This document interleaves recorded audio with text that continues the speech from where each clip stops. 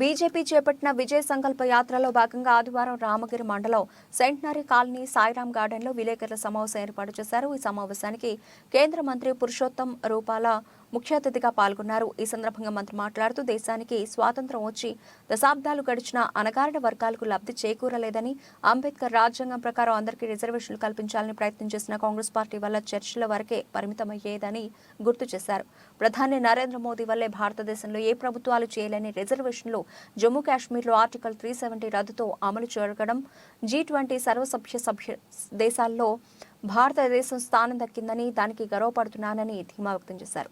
సామాన్య ప్రజలకు తెలియని ఇలాంటి విషయాలు జనంలోకి తీసుకెళ్లి తిరిగి బీజేపీ కేంద్రంలో అధికారంలోకి వచ్చే ప్రయత్నం చేయాలని కార్యకర్తలకు పిలుపునిచ్చారు. ఈ కార్యక్రమంలో బీజేపీ పెద్దపల్లి జిల్లా అధ్యక్షులు చంద్రుపట్ల సునీల్ రెడ్డి, స్థానిక బీజేపీ నేతలు పాల్గొన్నారు. इस देश जब से आजाद हुआ था तब से कई इश्यू पर डिबेट ही चलती रही, उसका समाधान होगा नहीं होगा कोई सोचता भी नहीं था. अब 370 कश्मीर तो वो समाप्त हो गया, ऐसा कह के सब छोड़ देते हैं.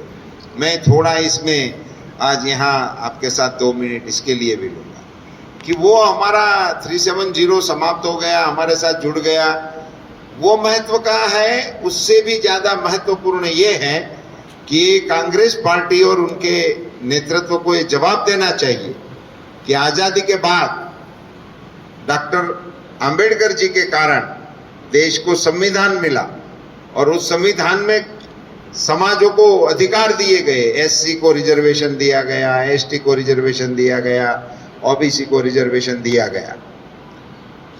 ये कश्मीर में एससी थे, कश्मीर में एसटी थे, उन लोगों को रिजर्वेशन क्यों नहीं दिया गया? क्या वजह थी? इसके बारे में अभी तक कांग्रेस चुप है, बोलती ही नहीं है.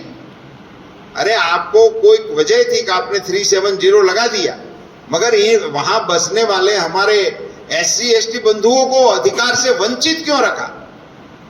आज मैं बड़े गर्व के साथ कह सकता हूं कि हमारे कश्मीर में बसने वाले एससी एसटी बंधुओं को भी रिजर्वेशन मिलना शुरू हो गया.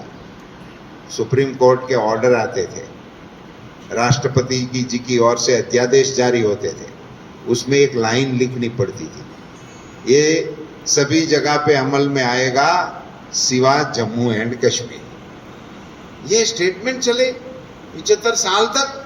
हमारा सुप्रीम कोर्ट का ऑर्डर वही नहीं चलता था, हमारे राष्ट्रपति जी के अध्यादेश वही पालित नहीं होते थे. अभी देश में जो ऑर्डर निकलते हैं वो कन्याकुमारी से कश्मीर तक सभी जगह पे समान धोरण से लागू हो रहा है. ये उपलब्धि हमारे प्रधानमंत्री नरेंद्र मोदी जी की है. मैं नहीं करूंगा, मगर इस देश में देश की राष्ट्रीय संस्कृति की धरोहर रामलला जी को भी अपने मंदिर में प्रस्थापित करने का, उसकी प्राण प्रतिष्ठा करने का सदियों से इंतजार था हिंदुस्तान की जनता को. वो कार्य भी उनके पवित्र कर कमलों से हम संपन्न हुए देखा. हम तो ये मानते हैं, अपनी जात को गौरवशाली मानते हैं कि हमारे देखते ये हो गया, वरना हम चुनावों में भाषण करते रहते थे, रामलला हम आएंगे, मंदिर वहीं बनाएंगे, और हमारे विपक्षी लोग हमारी टीका करते रहते थे. ये लोग चुनाव आते हैं तब रामलला को याद करते हैं और ऐसी हमारी मजाक करते थे कि ये लोग ये बोलते हैं कि रामलला हम आएंगे, मंदिर वहीं बनाएंगे, मगर तारीख नहीं बताएंगे. ऐसा बोल के हमारा टीका कर रहे थे. अब तारीख बता दिया, उनको निमंत्रण भी दे दिया. अभी क्या होगा उनका और राम जी का वो तो राम जाने और ये लोग जाने, मगर वो वहां गए नहीं है. राम जी के निमंत्रण को भी ठुकराते हुए देश की जनता ने इन लोगों को देखा है. इतनी बात करते हुए इस देश का सम्मान पूरे विश्व में बढ़ाने का काम प्रधानमंत्री जी के नेतृत्व में हुआ.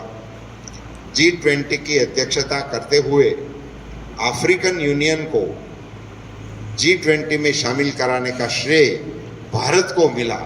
इतनी बड़ी उपलब्धि इंटरनेशनल लेवल पे हमको मिली. कोविड के भयंकर आपदा के समय 100 से अधिक देशों को मदद करने का श्रेय भारत को मिला. आज विश्व में एक टैगलाइन हो गया है कि आपत्ति कुदरत की भी हो सकती है, मानव सर्जित भी हो सकती है, मगर विश्व में कहीं पे आपत्ति होगी और कोई मदद के लिए आवाज लगाएगा तो दुनिया में सुनने वाला कौन है